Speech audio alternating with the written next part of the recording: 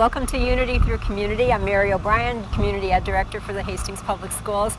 And you may be an astute viewer and notice already that we're not in the studio today. I am so excited. This is our very first remote, and we're doing it in honor of June being Dairy Month. And we are really very fortunate to have with us today Janet, who's going to give us a tour. Janet is also, you're a para professional at Pinecrest? At Pinecrest Elementary. At Pinecrest Elementary. Title I. Title I, okay. And your daughter, Sarah.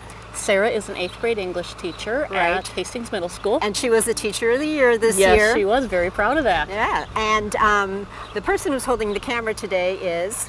My son Mike. That's Take a Hike Mike. Take a Hike Mike. So Mike is the guy who, as we were talking about this, said, well, we can put this together because I live on the farm. So, and I thought this would be really interesting for all of us in Hastings to know. This, farm is right within the Hastings School District. We are. We're only 3 miles right outside of Hastings. Okay, and do you know how many dairy farms there are in the Hastings area? In the Hastings area, not very many. I would guess less than a dozen. Okay. Right around the Hastings School District, there's probably, I can think of 6 right offhand. Okay, but still, I live in Minnetonka, and there are no dairy farms in Minnetonka. No, I bet there aren't. There aren't. The lake, yes. Dairy farms, no. But I think this is a really integral part of our community with the co-op creamery, and your family, I know, has done so much for the entire Hastings community. You've put us on the map with being the dairy family for the NFL. Absolutely. So, Go Vikings. That's right. So it's very cool. So what we're going to do today is have an opportunity to walk around the farm. Janet's going to tell us some things. I'm going to ask all sorts of dumb city slicker questions. Oh, there's never a dumb question. She's going to be very kind. So we're going to get going here. Just want to tell you that as always, we have tons of stuff going on at Community Ed this summer. We're coming up on the 4th of July. It's kind of a slow week for us, but then the week after we're back. Programs are going on. The Playground in the Summers program is still going on. All of our enrichment programs, our Camp Horizons and Camp Big Shots childcare. And believe it or not, we're working on our fall schedule already. So if you need anything, if you're thinking, oh, I'd love to do a class, or the kids are kind of getting at loose ends, they need something to do, www.hastingscommunityed.com or 651-480-7670. Let's go see the cows. Well, let's hope they're not too shy today. Okay. This is normally where all the cows live. They hang out here? Yes, they do. Okay. They hang out here before and after milking. Right now there isn't any here, partly because some are eating and some are probably sleeping because cows spend a lot of time sleeping. They do? Mm-hmm. I didn't realize that. Yes, they do. They rest up so they can produce that milk so you can have that milk on your cereal every morning. Sure. So we actually milk 130 cows. Wow. And then we have about 100 other animals on our farm, all cattle. Okay. The only other thing we have on our farm is kittens. Okay. And I bet we'll see some of those later. Oh, that'd be fun. Okay, so now this is maybe not a dumb question, but milking is now, maybe because I'm old enough, I remember seeing pictures of people hand milking cows. That's gone the way of the dodo bird a long time ago. You don't do any hand milking. Exactly right. We do milk all our cows by machine. Okay. It takes about 5 minutes to milk each cow by machine. Really? If you were to milk a cow by hand, it would take 15 to 20 minutes. Okay. So we have 130 cows. If my math is correct, it would take us about 32 hours. Oh my goodness, well you couldn't do to that. milk our cows. Yeah. And we do milk our cows twice a day. Okay. So we're talking way too many hours in a day to even get through milking the herd. Sure. And you have all that equipment right here on site? Yes, we do. Is it called the milking barn? It's called the milking parlor, Oh, actually. the parlor. Yes, the ladies go to the Excuse parlor. me, girls. They go to the parlor. Okay. Here they come. Here as they a matter come. of fact. Hi. But yeah, we milk every morning at 6 a.m. and every night at 5. Okay. And some farms do 3 times a day. Really? Cows would produce that much milk? They would. Mm-hmm. Okay. Each time we milk the cows, they will produce about 7 gallons of milk a day. Really? Mm-hmm. Wow. That's why they need to eat so much and drink so much. They actually drink a bathtub full of water each day. Really? Each cow does. So we have many, many water tanks on the farm, and they're constantly being filled. Okay. And this is something too that I think maybe people who are more city bound don't know, is your cows kind of have free reign of where they want to go and what they want to do. Yes, they do. We have the area here that you see. We also have what's called a free stall barn, which has stalls for each of the cows to lay in, but they have their choice of where they want to lay. Okay, And so they don't have assigned seating. they don't have assigned seating. However, it's surprising how they each kind of pick their favorite spot. Her tongue was a little rough. Yes, it's like sandpaper. Yeah, okay. But also, interesting fact about cows, they have teeth on the bottom, but they have no teeth on the front top. They only have teeth in the back. So if you were to put your hand in the cow's mouth, for instance, just get the gums. you'd feel that roughness from the gums and the tongue, but you wouldn't be bitten because there are no teeth up on the top. Now they seem to be fairly gentle animals. I think that's the kind of the lore, you know. Is that true? That is very true. Okay. As a matter of fact, my kids, Mike especially, has a lot of pet cows. He names them, and well, that was going to be they the have other question I was going to ask you is if you named all your cows, but with 170 cows, it might be kind of hard to remember. We don't name them all, but there are some that just because of their personality. Okay. Cute story. This gate, actually, this is a used gate we've had for years, but for Father's Day, my kids purchased an automatic gate opener. Oh, okay. So you push a button, just like when you open your garage door. So you push a button, you don't have to get off the tractor, the gate opens, you push the button, the gate closes. Well, when they were working on putting this opener on the gate, there was one cow that was just pestering the heck out of everybody. And because they were working on a gate, that segued into Gates, as in Bill Gates. Oh. So we now have because the cows are all female, of course, we now have a cow named Billy. Because Billy drove them nuts when they tried to do the gate. So there's a story behind all of the names, but there's only a handful that have names. Okay. But they do all have numbers, and that's how we identify them. Okay. And do you keep all the, because you have calves on the farm? Yes, we do. You can see those shortly. Okay, and do you have bulls so you can make calves, or do you do artificial insemination? We do artificial insemination. When we have the calves are born, we keep all the females. They're called heifers, and they will eventually grow to be the milk cows. Okay. And they will milk when they get to be about 2 years old. Oh, it takes that long? Oh, I didn't They have to realize have that. their first calf first before they Really? can produce milk, just Well, like just like a humans. mother, that's How right. about that? Yeah, no, that's okay. That's okay. You know, you're not the first one to be surprised by that little fact. But normally it's about age girls. 2 when they start producing milk, because they have to have a calf first. Okay. The other calves, if they're not a heifer, they're a bull, and that's the boy calves. And those we sell to one of our local farmers, and he raises them for beef. Okay, okay. So we do raise a few just for, beef for ourselves. You do? Okay.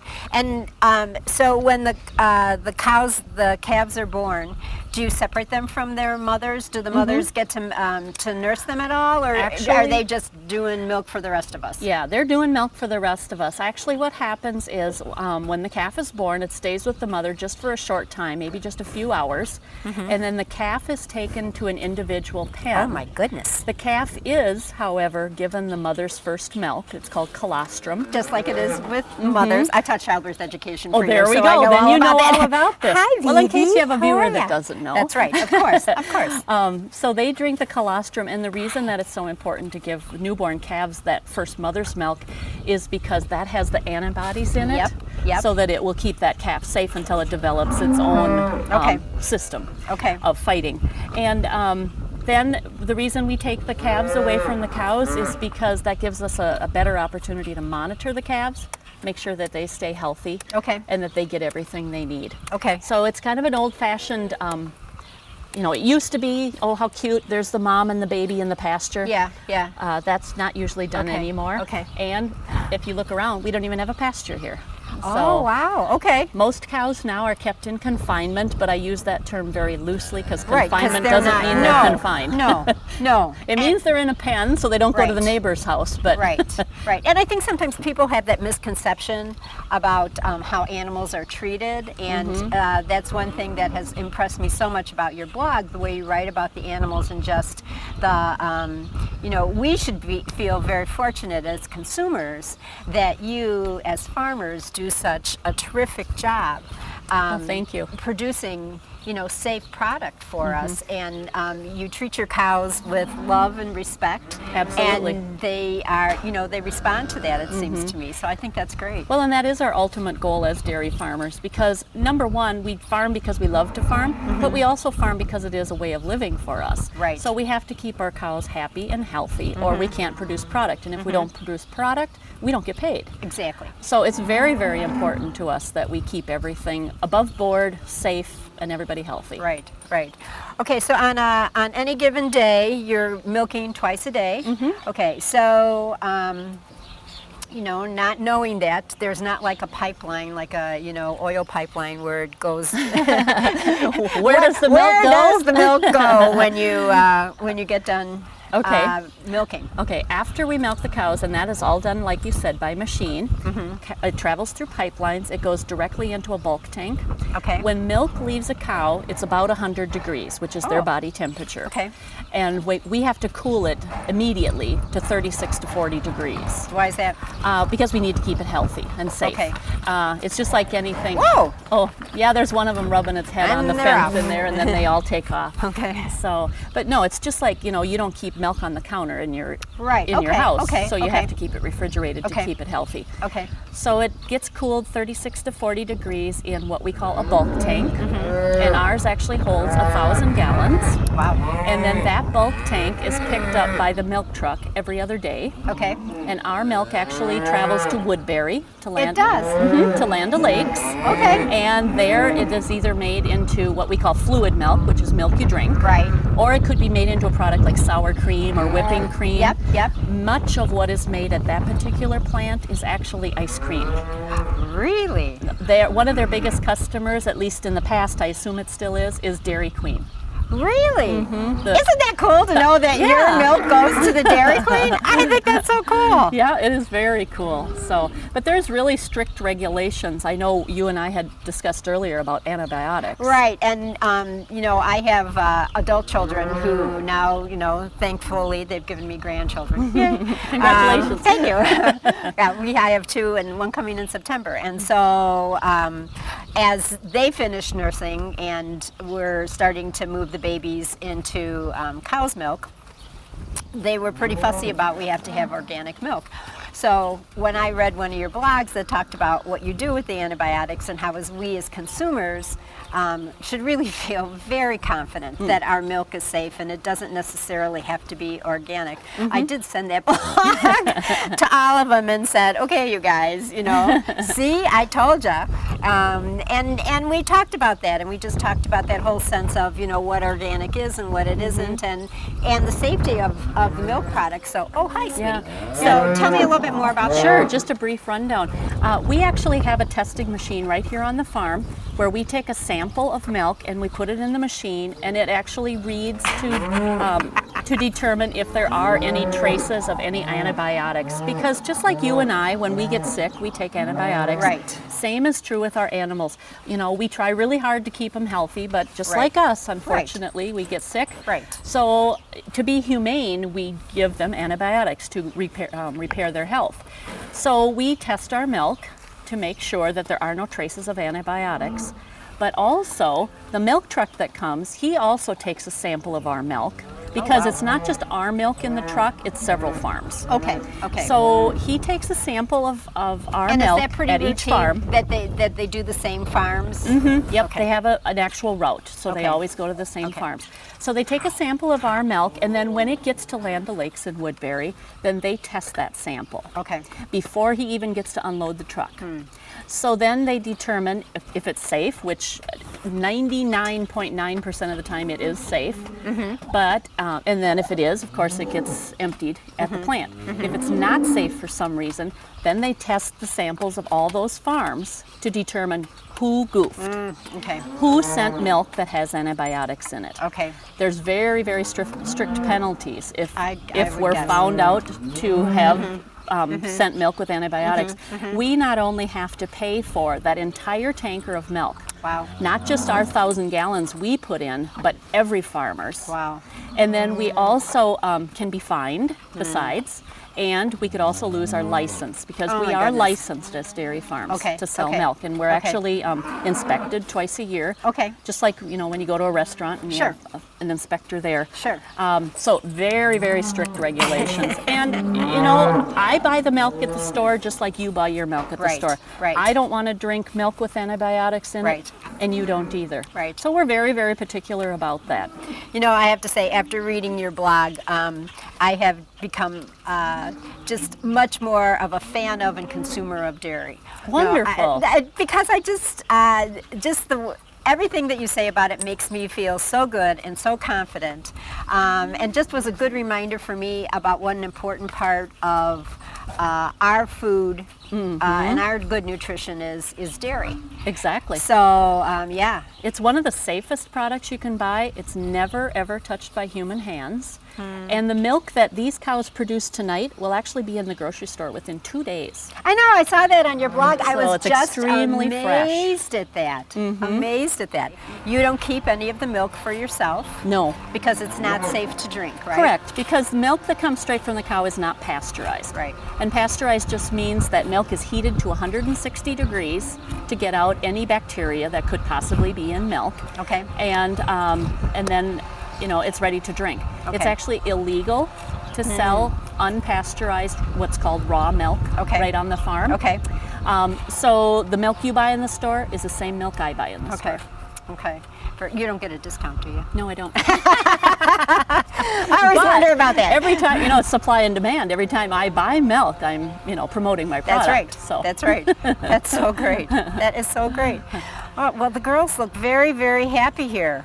Would you like to see the baby calves? I would love to see the baby calves. Of course I would.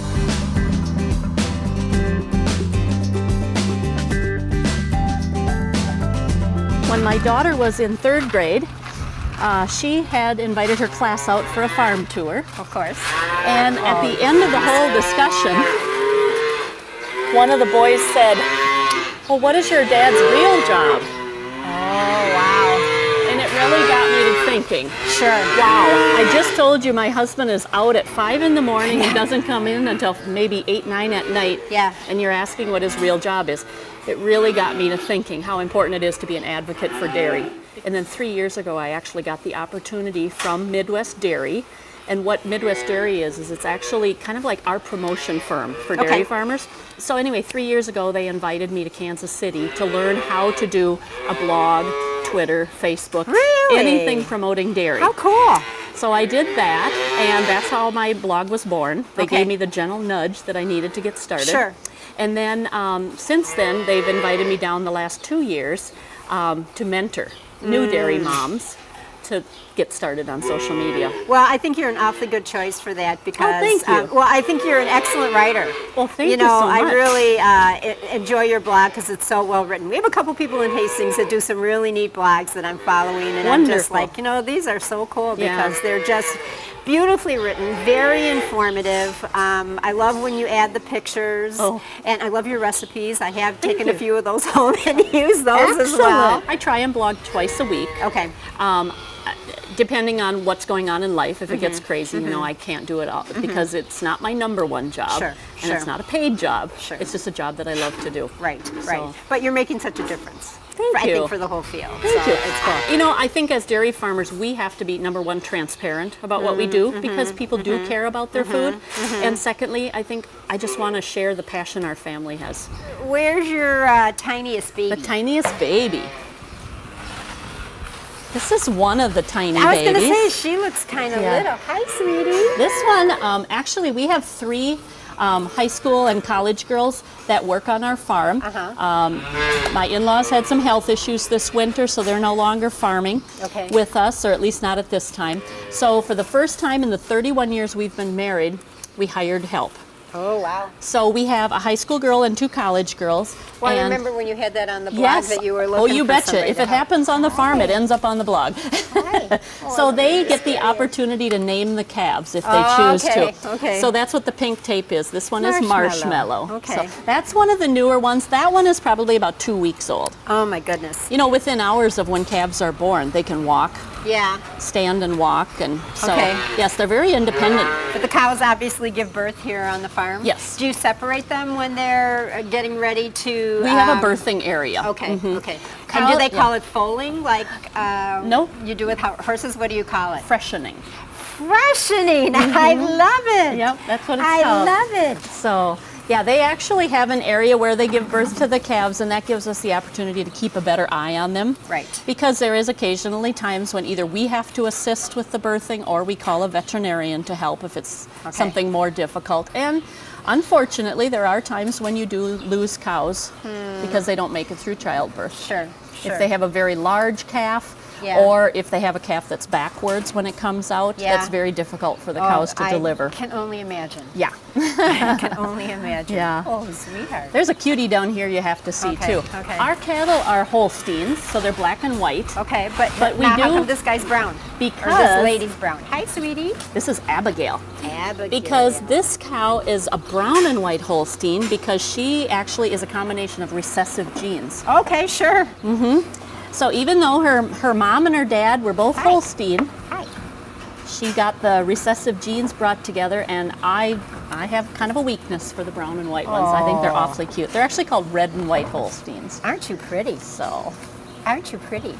You want to be on TV too? You want And these want me guys to put all the get- microphone on you? milk in the morning Okay. and milk in the afternoon. Okay. So they each get like a half a gallon of milk each time. Okay. The babies get it's called sweet feed. It actually has molasses in it. Oh, okay. And it's to kind of encourage them to start eating. It also has special nutrients for the real young ones. And then when they get older, they actually get ground feed that we make here on the farm. Okay. And that's corn and oats. Okay. And then there's also additional nutrients added to Okay. that. Because you grow a lot of your feed for the cows. Everything. You grow everything. We have alfalfa, corn, and oats. Okay. And everything we grow I on know, the farm, okay. we feed on the farm. Oh, wow. Okay.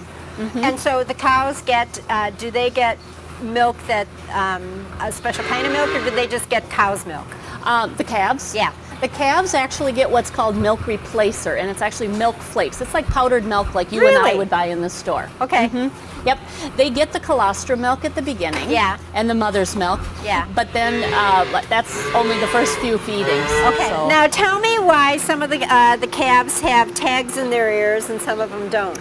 They will all eventually have tags in their ears. Is that just how you identify That's them? how we identify. The red tags are the females, the yellow tags are the males. Oh, really? Okay. It helps us if we have to give medication or a special diet for whatever reason, we can just identify it by the number. As you can Okay. see, we don't name all the calves. That's just kind of a Right. fun thing. Right. So the numbers are just an easy identification system for Okay. us. Okay.